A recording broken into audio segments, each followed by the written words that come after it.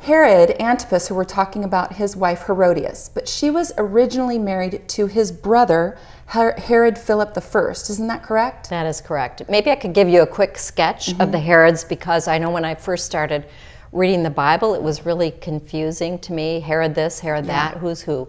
So remember that the Herod the Great, he was the first, and he was the one that tried to kill the infant Jesus and ended up slaughtering all the baby boys in Bethlehem. So that was Herod Antipas's father and Herodias's grandfather. So Herod the Great, why was he great? He was great because he was a great builder. He built a lot of things. But he was greatly paranoid, and he ended up killing one of his wives and several of his children because of his paranoia. So he actually killed Herodias's father, even though she was one of his favorite grandchildren. Okay, so back to Herod Antipas. Herod Antipas was already married by the time he met Herodias. Herodias was married to Antipas's half-brother, Philip I. There must have been some kind of mutual attraction between the two, and Herod Antipas wanted to marry Herodias. Herodias insisted that he divorce if he was going to marry her, so he did that. So she married essentially her uncle. She had been married to one of her uncles. She left him to marry another uncle, Herod Antipas. And what did she gain by marrying her own uncle? One could speculate. Philip was a landless. He really wasn't a ruler. He was landless. He didn't have a lot of power. And it was likely, from what we can see of Herodias, at least in the scripture, that she was ambitious. And Antipas seemed to have a lot more going for him. He was a ruler, he had ambitions, so perhaps it was that attraction to power. So obviously she was very ambitious, but how was her marriage to Herod Antipas received among the leadership of Galilee and Samaria? Well, it depends on what leadership you're looking at. If it was the Romans, I think they could care less.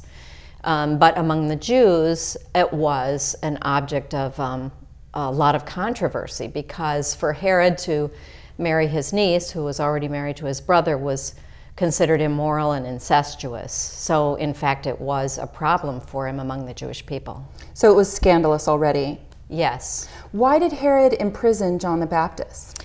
Well, John the Baptist is this another amazing character, like we talked about Elijah being so bold. Well, John the Baptist, you know, was this incredibly bold prophet and prophetic character. He was free to speak his mind, and he was free to speak the truth to power. And so he publicly denounced this marriage, and that infuriated Antipas, but it made Herodias even more angry.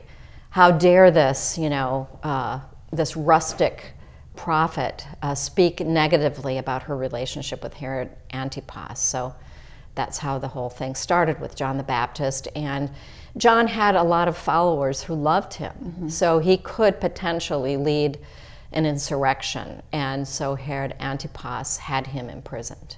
And that's why you think he wasn't executed immediately? Well, it's interesting because the Gospels seem to indicate that Herod was fascinated by John. You know, you even get the feeling that maybe he was tempted to, you know, go down and let John baptize him in the Jordan River. But of course he doesn't do that. But he wants to hear John preach, so he's interested in him.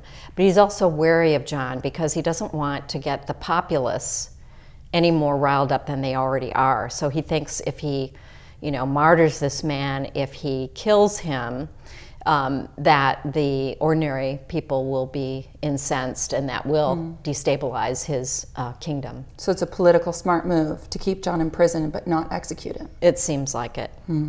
Well, Herodias was obviously very manipulative to get what she wanted, but what about Salome? Do you think she was as wicked as her mother?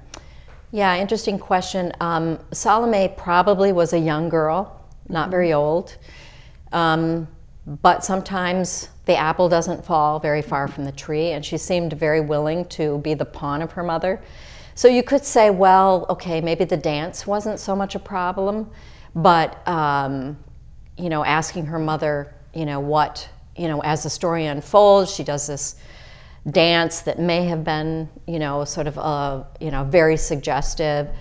And by now, it's Herod's birthday party.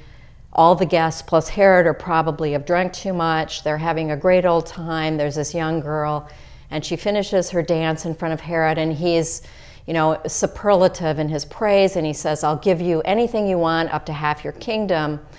And so she goes to her mother and says, "Hey, Mommy, what should I ask for?" And Herodias is very quick with the answer, "I want John's head on a platter."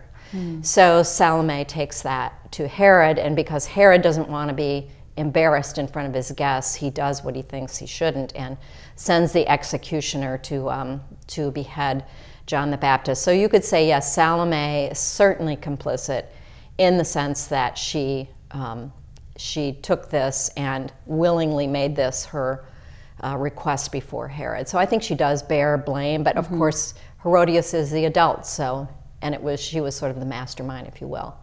And as such, how does her story actually end, the story of Herodias? We don't really know. What we do know is there was trouble.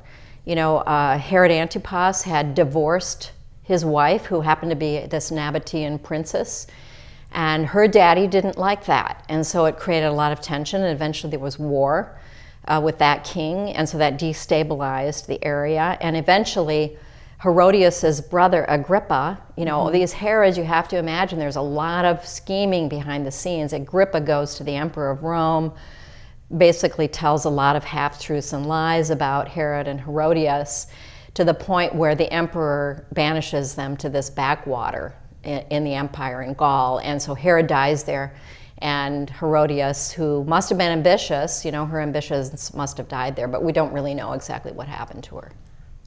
So what can we gain and glean from the life of Herodias? Well, you know, it's not exactly an inspiring story, is it? But I think when you think about her story, you think that she had some opportunity probably to hear something of the gospel. She may have heard John preach. Joanna and her husband were in the court of Herod, so she may have known them. They were followers, or Joanna was a follower of Jesus. So she may have actually heard about Jesus in the gospel. She may have later, when Herod was in Jerusalem during Passover, and you remember that Jesus was sent to Herod, and they kind of had a mock trial. She probably was in the city then, so she would have known about Jesus. She would have had an opportunity, in other words, to break with her family tradition, break with that awful, evil kind of line of Herods that were concerned with power at any cost, and convert to the gospel, but she didn't. So I think, you know, no matter what our, you know, stretching it a bit, but no matter where we come from, it requires a decision. It requires a conversion of heart. I think a lot of what we can take from the story is that there will be opposition to the gospel. You know, not everybody thinks of the gospel as good news, and certainly she didn't think of it as good news. And then when you look a little bit at the life of John the Baptist, he's amazing. You know, he was maybe the freest man in the story, the freest man in the Gospels aside from Jesus, because he didn't fear for his own life. Or if he did fear for it, he didn't put that top shelf, so he was not afraid to speak the truth. So, well, ultimately what cost him his life is that boldness in speaking against the immorality and, isn't it, illegality of their marriage? What can we take away from John's boldness in the face of such danger? Yeah, I think, you know, I feel this very strongly myself as a Christian who's always lived in America, that I've got it so easy and so cushy. And I wonder, what would I do if push came to shove and my life was at stake for speaking out or standing fast?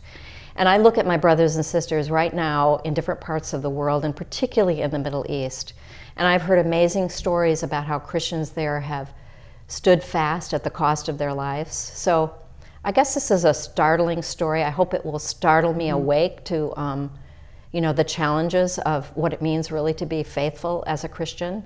I pray that God would give us all strength to stand up to those who don't think the gospel is the good news.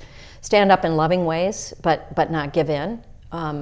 So I guess to me it's kind of an astringent, you know, it can wake us up to our call as Christians, particularly when we're living in a society where, you know, we aren't called to suffer very much for the most part.